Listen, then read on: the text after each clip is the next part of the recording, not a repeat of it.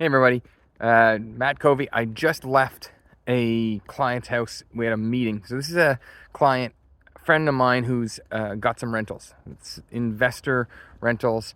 Um, they've got three of them. So the issue they're having is, and the reason they wanted to have this discussion was the mortgages are coming up on, just came up on one of them. They renewed much higher. They've got, the other two mortgages are going to be renewing into next year. So we're talking 2024, and they're asking me a lot of questions about what do they think I think they should do, and how it is they should manage these higher payments. So right now on that mortgage, that one mortgage just went up. It's going to force them into a position they're going to be underwater. They're going to be losing about 500 cash flow a month on that rental based on the current rental price.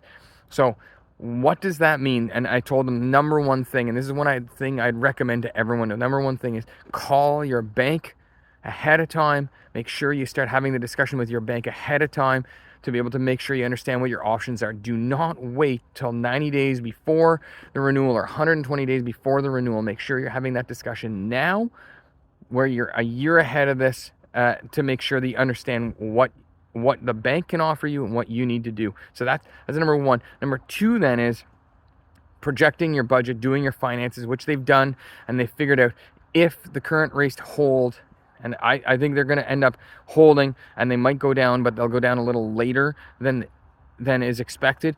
If the current rates hold, where's that going to put you? And then can the bank help you? And if they can't, then let's have the discussion about what to do with the rental property and how to better manage that, right? Can you add another person to be able to rent in there? Is it divisible? Is there things you can do to make sure that you're going to make more cash flow to that property? So anyways, there's what type of discussion we had, because ultimately they're an investor. They want to keep the property.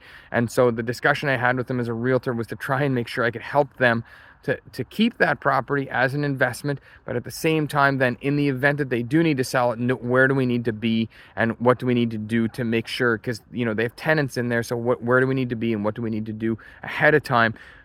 And all these discussions should be happening early. So if you're someone else who has investment properties, 1, 2, 3, whatever it is, and you have any concern, reach out to me. I'm happy to sit down, have that consult with you.